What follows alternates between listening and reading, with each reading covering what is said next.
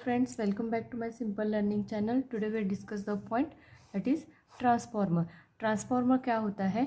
Transformer, it is a static device. Static means constant device that transfer the electric energy from one circuit to another circuit. इसमें क्या होता है? Transformer एक static device होता है जो कि सम अमाउंट ट्रांसफ़र करता है, that is electrical energy from one circuit to another circuit through mutual induction और mutual electromagnetic induction without change in frequency. अब इलेक्ट्रोमैग्नेटिक इंडक्शन क्या होता है वो हमने लास्ट लेक्चर में देखा था. तो ट्रांसफार्मर क्या होता है? एक ऐसा डिवाइस है जो कि स्टैटिक डिवाइस है which can be transfer the electric energy from one circuit to another circuit through mutual electromagnetic induction without change in frequency. Next हम क्या बोल सकते हैं? ट्रांसफार्मर क्या होता है? It is a most commonly used to increase और decrease the voltage level between two circuit. ये कहाँ पे यूज़ होता है? इंक्रीज और डिक्रीज, स्टेप अप और step down voltage level between two circuit. Next क्या हम कह सकते हैं? Transformer are used in various field. Transformer कहाँ कहाँ पे यूज़ होता है? Like power generation, grid, distribution sector, transmission and electric power consumption. तो हम नेक्स्ट देखते हैं what is working principle of transformer. कौन से principle, on the basis of which principle transformer can working. The transformer work on the principle of Faraday law of electromagnetic induction. इसमें main क्या है? Principal क्या है इसका? Working principle. It is based on the Faraday law of electromagnetic induction. तो हम construction and circuit diagram देखते हैं. सर्किट डायग्राम मैंने यहाँ पे क्या कंसिडर किया है? Suppose we consider a magnetic core. एक मैंने यहाँ पे मैग्नेटिक कोर कंसिडर किया है, जैसे हमने Faraday law of electromagnetic induction में कंसिडर किया था. और ये है इसका input size having number of turns. एक कोर पर नंबर ऑफ कोर के वाइंडिंग्स हैं. इधर हमने क्या किया है? AC supply. इसको हम बोलेंगे वीपी प्राइमरी साइड.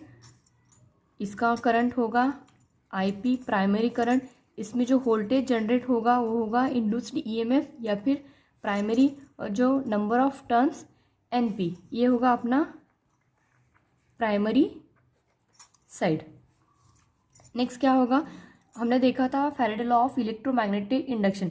एक core having number of turns. अगर हम इस कोर में से करंट पास करेंगे तो क्या होगा? यहाँ पे मैग्नेटिक फील्ड एक सेटअप होगा. सपोज ये मैग्नेटिक फील्ड ऐसा सेटअप हो रहा है. यहाँ पे मैग्नेटिक फील्ड सेट होगा हैविंग फ्लक्स. सपोज इसका फ्लक्स डेंसिटी है 5. तो ये फ्लक्स क्या होगा? इधर सेकेंड साइड से लिंक होगा और अनदर साइड में क्या होगा? करंट डेवलप होगा. सपोज ये है अपना load. Generated EMF E S, current I S N S.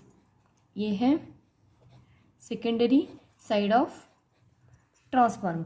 तो हम यहाँ पे कंस्ट्रक्शन में हम बोल सकते हैं transformer consist of mainly core, windings, electrical circuit and magnetic circuit. Transformer कौन से पॉइंट होते हैं? मेनली क्या होता है इसमें? मैग्नेटिक कोर होता है.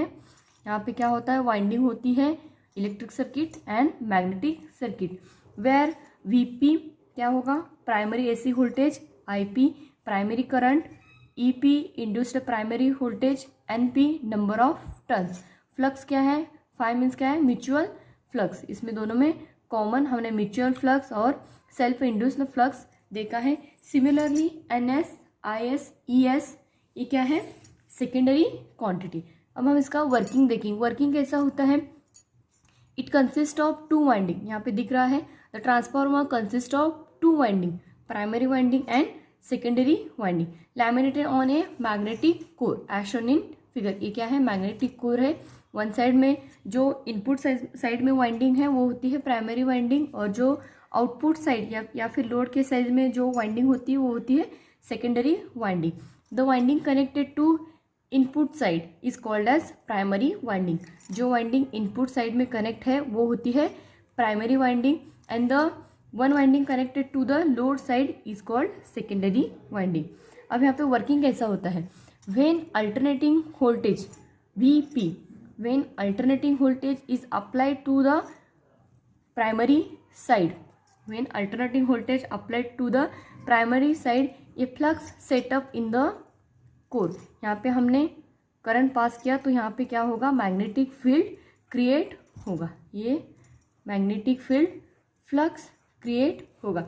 This alternating flux link with both the winding and EMF is induced. EMF क्या होगा, इसका ईएमएफ ईपी होगा और इसका ईएमएफ ईएस होगा। समझ में आ रहा?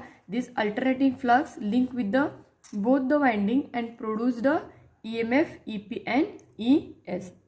So the produced EMF can be explained with the help of Faraday law of electromagnetic induction. जो भी EMF प्रोड्यूस्ड हो रहा है इन द ट्रांसफार्मर उसको हम N d phi by dt. EMF कितना प्रोड्यूस होगा, जितने नंबर ऑफ टर्न्स होंगे, जितने फ्लक्स प्रोड्यूस होंगे विथ रिस्पेक्ट टू टाइम. ये क्या है अपना EMF की equation. The produced EMF can be explained with the help of Faraday law of electromagnetic induction. E is equal to N d phi by dt. तो ये है transformer. What is mean by transformer, working principle, construction and simple formula of the induced EMF. समझ में आ रहा है? Transformer क्या है, एक स्टैटिक डिवाइस है which transfer the electrical energy from one circuit to another circuit without changing frequency. It can be used to increase or decrease the voltage level. Thank you.